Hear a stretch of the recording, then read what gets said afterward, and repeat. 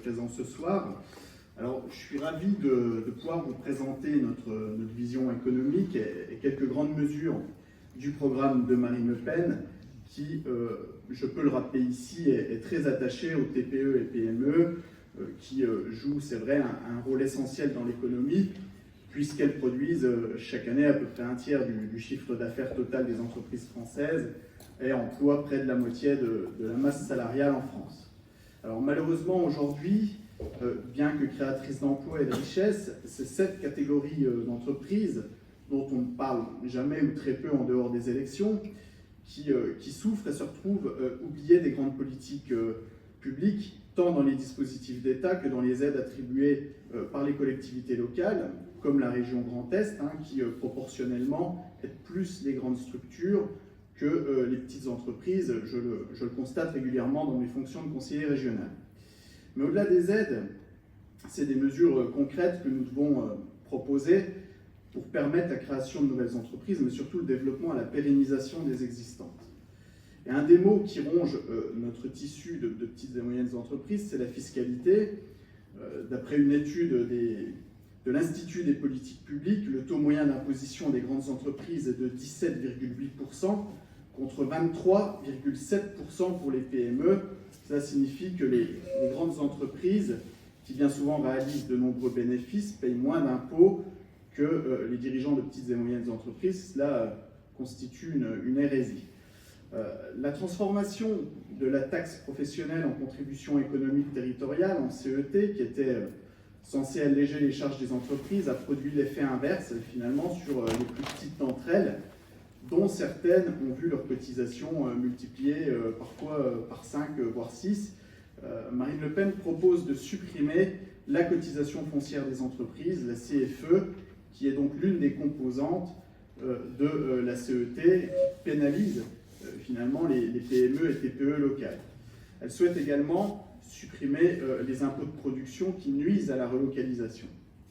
Il est important pour nous de mettre en place également, et c'est vrai qu'on en parle souvent, le patriotisme économique pour réindustrialiser et produire les richesses en France, parce que si la France connaît un déficit chronique de la balance de son commerce extérieur, c'est parce qu'elle s'est désindustrialisée, qu'elle a perdu en compétitivité, mais aussi en raison d'une fiscalité trop élevée.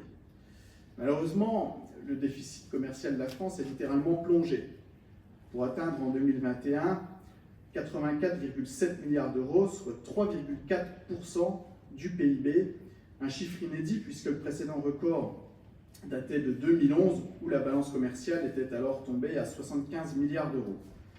Mais qui dit réindustrialisation dit protectionnisme et État stratège.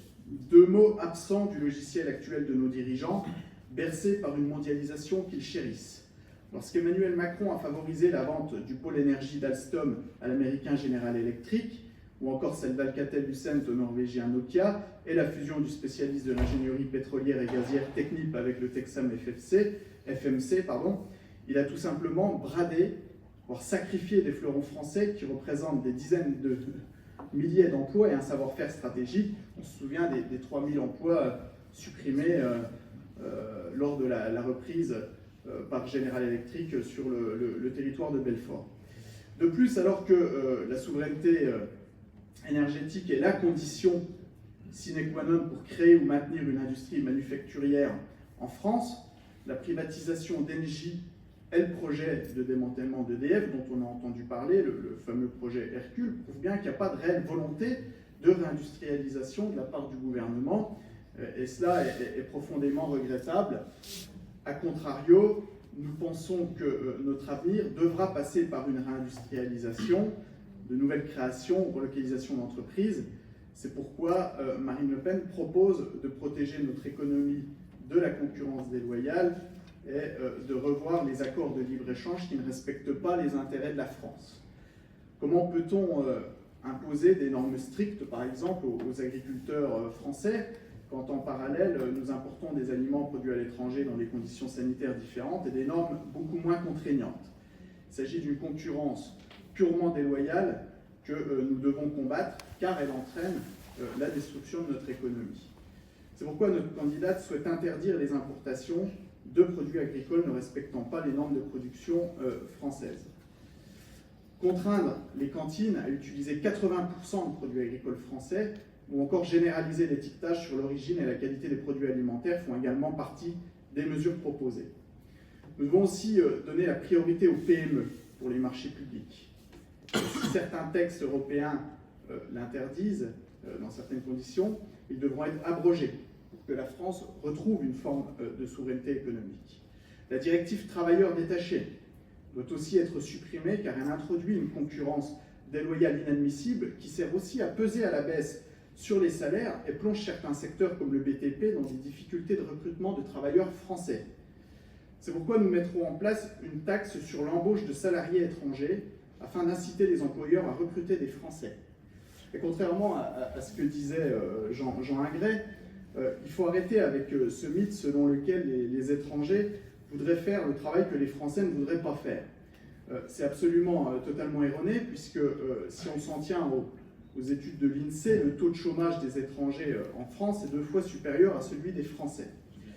Et parce que nous souhaitons développer économiquement en priorité les territoires ruraux, qui sont de véritables victimes collatérales de la métropolisation, Marine Le Pen propose des mesures incitatives, comme la suppression de la contribution sociale de solidarité des sociétés, la C3S, dont on a entendu parler tout à l'heure, et supprimer donc cette C3S dans les zones de relocalisation où il faut recréer de l'emploi. La revalorisation des salaires est aussi au cœur de notre programme. Elle permettra de rendre attractifs à nouveau certains métiers.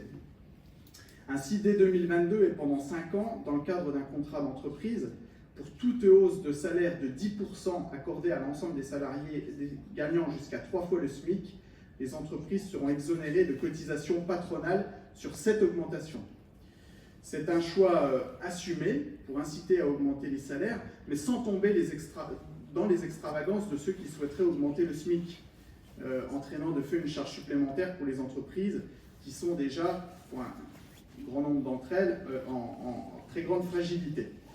Enfin, pour encourager les projets des jeunes et leur entrée dans la vie active, Marine Le Pen propose notamment de rompre avec le mépris français pour la filière professionnelle et l'apprentissage, qui fait beaucoup de mal sur l'emploi des jeunes et donc les maintient finalement à un niveau très haut de chômage. Nous proposons donc la création d'un chèque formation accessible à tous les 18-24 ans, versé par l'État, qui correspondrait à 50% du coût de la formation d'un jeune de filière générale, pour mettre au même niveau les filières professionnelles et la filière générale. À titre d'exemple, pour un apprenti de 16 ans, cela ferait 5 500 € et pour celui de 18 ans, cela ferait 8 000 € partagés à part égale entre l'entreprise et l'apprenti, dans le cadre de sa formation.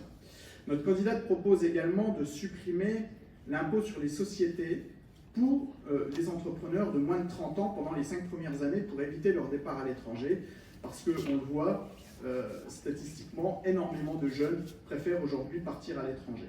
Enfin, sur la question des retraites, c'est vrai qu'on ne l'a pas abordé, Marine Le Pen souhaite permettre à ceux qui ont commencé à travailler avant 20 ans, pendant 40 annuités, de prendre leur retraite à 60 ans. C'est une mesure de justice sociale, d'autant plus que plus on commence à travailler jeune, plus le métier exercé, souvent manuel ou physique, et plus on entre tardivement dans la vie active, plus on a la chance d'avoir fait finalement des études plus longues et donc d'exercer un métier moins physique. Elle souhaite mettre en place donc un système aussi donc progressif pour les Français entrés dans la vie active entre 20 et 24 ans et demi, ayant entre 40 et 42 annuités.